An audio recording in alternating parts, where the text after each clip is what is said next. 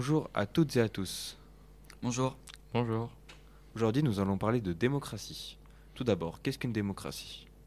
Une démocratie est un système politique ou une forme de gouvernement dans lequel la souveraineté émane du peuple, sans qu'il y ait de distinction liée à la naissance, la richesse ou la compétence.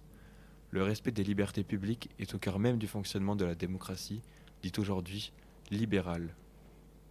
Nous pouvons alors nous demander qu'est-ce qu'une démocratie illibérale ?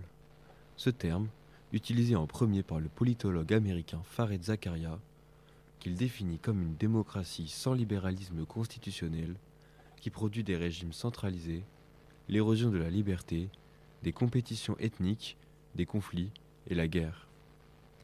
Les dirigeants de ces régimes, bien qu'élus démocratiquement, ne respectent pas les limites constitutionnelles. En effet, le fait qu'ils aient été élus leur procure ce qu'ils considèrent comme la légitimité de pouvoir restreindre certains droits et libertés fondamentales de leurs citoyens. Cela limite fortement l'influence des contre-pouvoirs, comme la presse. Nous allons ensuite étudier l'exemple de la Hongrie de Viktor Orban. La Hongrie est aujourd'hui un État illibéral, comme le déclare Viktor Orban, Premier ministre hongrois en fonction depuis le 29 mai 2010. Le philosophe politique Luc Van Middelhoor a déclaré lors d'une interview au journal Le Monde que les électeurs sont encore là pour la façade et la presse, la justice, les associations, les universités sont réduites au silence. Nous en sommes là en Hongrie. Néanmoins, Viktor Orban a sa propre vision de la démocratie illibérale. Il a affirmé, dans un discours le 27 juillet 2019, que la conception illibérale ou d'inspiration nationale affirme que la nation est une communauté déterminée par son histoire et sa culture. Il soutient également, au sujet de la performance individuelle, qu'elle mérite en premier lieu la reconnaissance et qu'elle sert en même temps le bien de la communauté. Il affirme cependant que la majorité est l'essence de la démocratie, rappelant donc que la Hongrie reste dans un régime démocratique selon lui.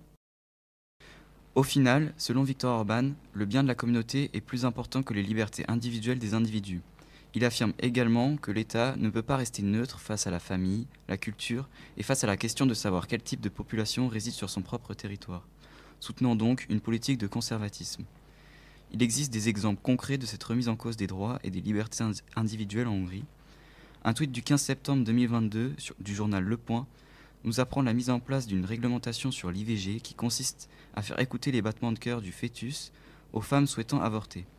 De plus, un référendum anti-LGBT fut organisé par Viktor Orban, mais invalidé par une opposition majoritaire des Hongrois, qui ont refusé d'y participer. Ces restrictions sont conformes à la définition de la démocratie illibérale qu'il donne. Cette situation peut nous amener à nous poser des questions.